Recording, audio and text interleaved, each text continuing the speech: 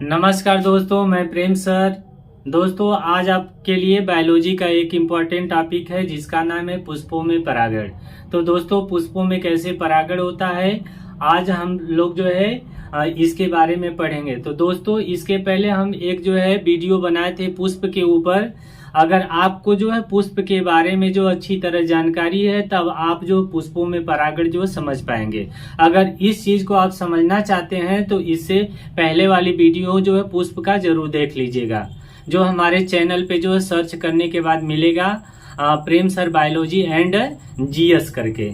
तो वहां पे दोस्तों जो है पुष्पों के अध्ययन को क्या बोलते हैं, एंथोलॉजी। पुष्पों के जो है खेती को क्या कहते हैं, फ्लोरिकल्चर। पुष्प की परिभाषा क्या होती है, पूर्ण पुष्प किसे कहते हैं, अपूर्ण पुष्प किसे कहते हैं, एक लिंगी पुष्प क्या होते हैं, द्विलिंगी पुष्प क्या होते हैं, पुष्पासन क्या होता है, अंडाशय क्या होता है। दोस्तों, इन सभी चीजों के बारे में हम जो है अगले वाले वीडियो में बताएं।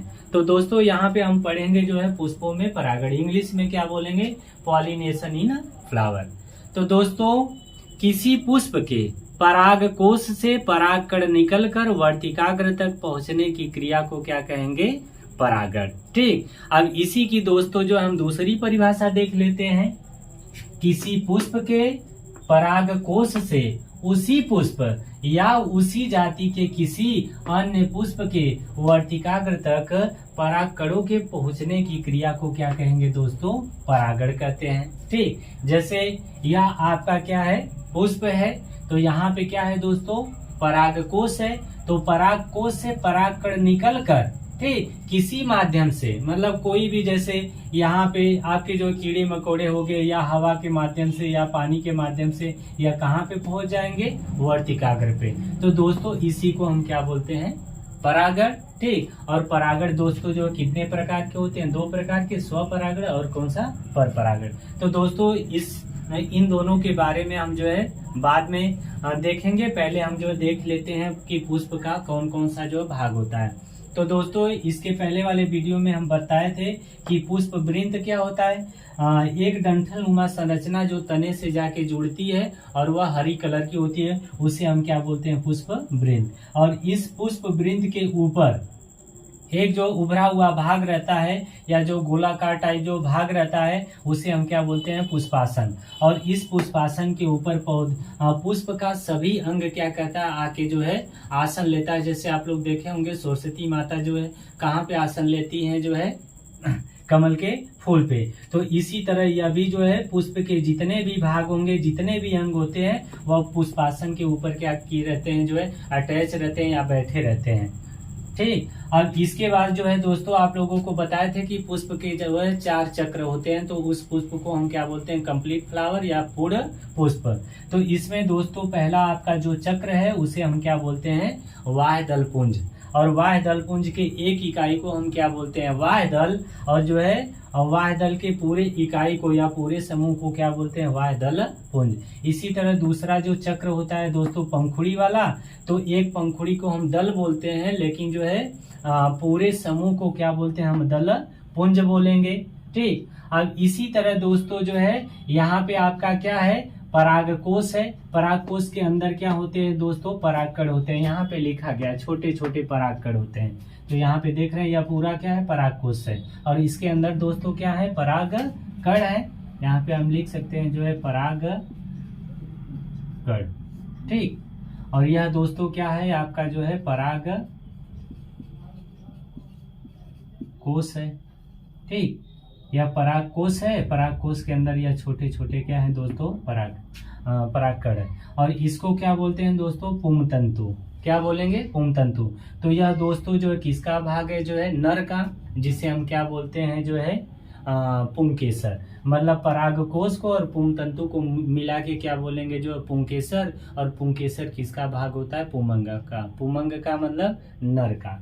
इसी तरह दोस्तों हम देख लेते हैं, एक फूला हुआ जो है भाग होता है कहाँ पे, पुष्पासन के ऊपर, जिसे हम क्या बोलते हैं, अंडाशय।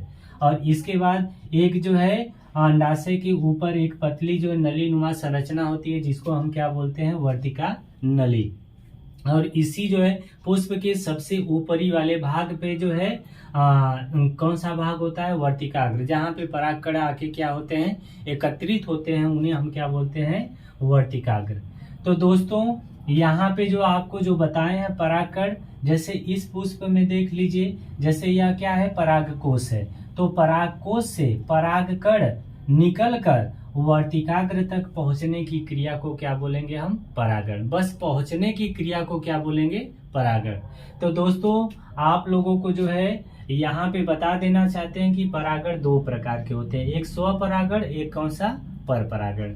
तो दोस्तों स्वपरागण किसे बोलते हैं और परपरागण, ठीक। तो इसमें क्या होता है, किसी पुष्प के परागकोश से परागकण निकलकर उसी पुष्प के वर्तिकाग्र पे जब जाते हैं तो उन्हें हम क्या बोलते हैं, स्वपरागण। जैसे यहाँ पे देख लीजिए, यह पुष्प आपका द्विलिंगी है, तो यहाँ पे जो परागकोश है, ठीक, यह किसका भाग है, नर पुष्प का, ठीक। तो यहाँ से परागकण निकल के इसी पुष्प के वर्तिकाग्र पे पहुंचते हैं, तो इन्हें हम क्या बोलते हैं, स्वपरागण, जिसको इंग्लिश में क्या बोलते हैं, सेल्फ पॉलिनेशन। यह दोस्तों जो है हवा के द्वारा, पानी के द्वारा, या इसके बाद जो है कीड़े मकोड़ों के द्वारा हो सकता है। और इसके बाद दोस्तों परपरागण क्या होता है, किसी पुष्प के परागकोश से परागकण निकलकर दूसरे पौधे के पुष्प के वर्तिकाग्र पर पहुंचने की क्रिया को क्या बोलेंगे, जो परपरागण। जैसे दोस्तों मान लीजिए यह पौधा ए का पुष्प है और यह पौधा जो है बी का पुष्प है, तो जो ए वाला जो पौधे का जो पुष्प है, इसके परागकोश से परागकण निकलकर, ठीक, परागकोश से परागकण निकलकर दूसरे पौधे के पुष्प के वर्तिकाग्र पर पहुंचने की क्रिया को क्या बोलेंगे हम, जो है परपरागण। जैसे देख रहे हैं इस परागकोश से परागकण निकलकर किसके माध्यम से जा रहे हैं, इस जो है मधुमक्खी के माध्यम से, क्योंकि मधुमक्खी के जो पैर होते हैं, पंख होते हैं, वह रोएदार होते हैं, तो वह जब रस चूसने के लिए जो जाती है तो परागकण उनके पैरों में या नेक्टर में, इन सभी जगहों पे लग जाते हैं। तो वह जो मधुमक्खी क्या करती है, दूसरे पौधे के पुष्प के वर्तिकाग्र पर जब जाती है रस चूसने के लिए, तो परागकण जो है इस परागकोश से निकलकर कहाँ पे चले आते हैं, जो है दूसरे पुष्प के वर्तिकाग्र पे। तो दोस्तों इसको हम क्या बोलते हैं, परपरागण। तो दोस्तों जो है इस तरह से आपका परपरागण और यह कौन सा है, स्वपरागण, ठीक। जैसे आप जो है ऐसे भी बोल सकते हैं, एक ही पुष्प पे क्या, एक ही पौधे पे जैसे दो पुष्प हैं, ठीक, कितने पुष्प हैं, दो पुष्प हैं। मान लीजिए जो है हम क्या है, एक पौधा है और जो है इसके ऊपर जो है दो पुष्प हैं, तो एक पुष्प के परागकोश से परागकण निकलकर उसी पौधे के दूसरे पुष्प के वर्तिकाग्र पर पहुंचने की क्रिया को क्या बोलेंगे हम, जो है स्वपरागण। लेकिन दोस्तों जब पौधा चेंज हो जाएगा, ठीक, पुष्प चेंज हो जाएगा, तो उसे हम क्या बोलते हैं, जो है परपरागण। तो दोस्तों इस तरह से जो है यह क्या है, स्वपरागण, और यह क्या है आपका, जो है परपरागण। तो दोस्तों इस तरह से आप जो है समझ जाइएगा। और आप लोग जानते हैं कि जो अंडाशय होता है, अंडाशय के अंदर क्या होते हैं, बीजांड होते हैं, क्या होते हैं, बीजांड, जो निषेचन होने के बाद यह बीजांड बीज में बदलता है, और जो अंडाशय होता है वह किस में बदल जाता है, जो है फल भित्ति में। तो दोस्तों इस तरह से आपका जो है परागण की क्रिया होती है, ठीक। तो अगली आपकी जो टॉपिक है परागण के प्रकार। तो परागण दोस्तों मुख्यतः दो प्रकार के होते हैं, स्वपरागण और कौन सा, परपरागण। तो स्वपरागण में क्या होता था, जब एक पुष्प के परागकोश से परागकण निकलकर उसी पुष्प के वर्तिकाग्र पे पहुंचते थे, तो उन्हें हम क्या बोलते हैं थे, जो है स्वपरागण। लेकिन परपरागण क्या होता है, जैसे एक पौधे के पुष्प के परागकोश से परागकण निकलकर किसी दूसरे पौधे के पुष्प के वर्तिकाग्र तक पहुंचने की क्रिया को क्या बोलते थे हम, जो है परपरागण, ठीक। तो यहाँ पे दोस्तों जो है लिखा है आपका, एक पुष्प के परागकण निकलकर उसी पुष्प के वर्तिकाग्र या उसी जाति के पौधे के, उसी पौधे के किसी दूसरे पुष्प के वर्तिकाग्र तक पहुंचने की क्रिया को हम क्या बोलते हैं, स्वपरागण। मतलब पौधा एक ही रहेगा और उस पौधे पे चाहे जितने भी पुष्प हो, मतलब एक पुष्प से जो है परागकोश से परागकण निकलकर उसी पौधे के किसी दूसरे पुष्प के वर्तिकाग्र पर पहुंचेंगे, तब भी हम क्या बोलेंगे, स्वपरागण, ठीक। तो दोस्तों यहाँ पे एक जो है स्वपरागण की एक विधि है जिसको हम क्या बोलते हैं, जीटोनोगैमी। क्या बोलेंगे? जीटोनोगैमी। जैसे लिखा है जब एक पुष्प के परागकण उसी पुष्प के किसी दूसरे पुष्प के वर्तिकाग्र तक पहुंचते हैं तो इस क्रिया को क्या बोलते हैं? जो है जीटोनोगैमी। ठीक, क्या बोलेंगे दोस्तों? जीटोनोगैमी। और दूसरा आपका क्या है? परपरागण। परपरागण में क्या होता है? यहाँ पे जो है पौधे के जो पुष्प होते हैं वह चेंज हो जाते हैं, मतलब पौधा भी अलग होगा लेकिन जो है जातियां क्या होती हैं? पौधों की सेम होती हैं। तो यहाँ पे क्या होगा? एक पुष्प के परागकोश से परागकण निकलकर उसी जाति के किसी दूसरे पौधे के पुष्प के वर्तिकाग्र तक पहुंचने की क्रिया को क्या बोलते हैं? परपरागण। तो दोस्तों यहाँ पे क्या होगा? जैसे दो पौधा है, दोनों एक ही जाति के हैं और दोनों पे क्या लगा है? पुष्प लगा है। तो एक पौधे के पुष्प के परागकोश से परागकण निकल के उसी जाति के किसी दूसरे पौधे के पुष्प के वर्तिकाग्र तक पहुंचने की क्रिया को क्या बोलेंगे? जो है परपरागण।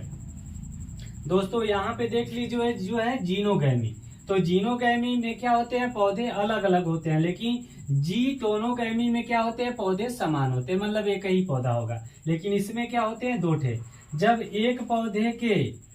एक पौधे के पुष्प के परागकोश से परागकण निकलकर उसी जाति के किसी दूसरे पौधे के पुष्प के वर्तिकाग्र पर पहुंचते हैं तो इस क्रिया को क्या बोलेंगे दोस्तों? जो है जीनोगैमी। जैसे यहाँ पे देख लीजिए जो है जीटोनोगैमी है, तो इसमें क्या है? पौधा एक ही है लेकिन इस पौधे के जो है एक पुष्प के परागकोश से परागकण निकलकर उसी पौधे के किसी दूसरे पुष्प के वर्तिकाग्र पर पहुंचते हैं तो इन्हें हम क्या बोलते हैं? जो है जीटोनोगैमी। लेकिन जीनोगैमी क्या होता है? पौधा अलग अलग होगा। क्या होगा? पौधा अलग अलग। जब एक पौधे के पुष्प के परागकोश से परागकण निकलकर उसी जाति के किसी दूसरे पौधे के पुष्प के वर्तिकाग्र पर परागकण के जो पहुंचने की क्रिया को हम क्या बोलेंगे? जो यहाँ पे जीनोगैमी। ठीक। अब इसके बाद दोस्तों जो है परागण की क्या होती है? अलग अलग विधियां होती हैं। जैसे वायु परागण, जिसको हम क्या बोलते हैं? एनिमोफिली, या किस में होता है? मक्का में। जैसे जो आप देखते हैं मक्का में जीरा वाला जो भाग होता है वह ऊपर होता है, मतलब नर वाला जो है भाग कहाँ पे होगा? ऊपर, और मादा वाला कहाँ पे होता है? नीचे। और जो है अगला है जल परागण। तो जल परागण को हम क्या बोलते हैं? हाइड्रोफिली। जैसे पहले स्नेरिया हो गया, निम्फिया हो गया, और इसके बाद जो है रिफ्लेसिया में इन सभी में होता है। अगला आपका जंतु परागण। तो जंतु परागण में दोस्तों क्या होता है? जैसे इनको हम क्या बोलते हैं? जूफिली। जैसे कीट परागण। कौन सा? कीट परागण, पक्षी परागण, हाथी परागण। ठीक, इस तरह से कई प्रकार के होते हैं। तो कीट परागण को हम क्या बोलते हैं? जो है इंटोमोफिली। जैसे बेला हो गया, मालती हो गया, सालविया हो गया, मटर हो गया, अंजीर हो गया। तो इन सभी में जो किसके द्वारा परागण होता है? कीट परागण। लेकिन यह कीट परागण जो है कौन सा, किस परागण के अंतर्गत आता है? आपका जो है जंतु परागण। इसी में का दोस्तों है बी पक्षी परागण, जिसको हम क्या बोलते हैं? आर्निथोफिली। तो यह किस में होता है? सेमल में, बिग्नोनिया में। सेमल में, बिग्नोनिया में। ठीक। अब इसी तरह अगला है आपका घोंघा परागण, जिसको हम क्या बोलते हैं? मेलेकोफिली।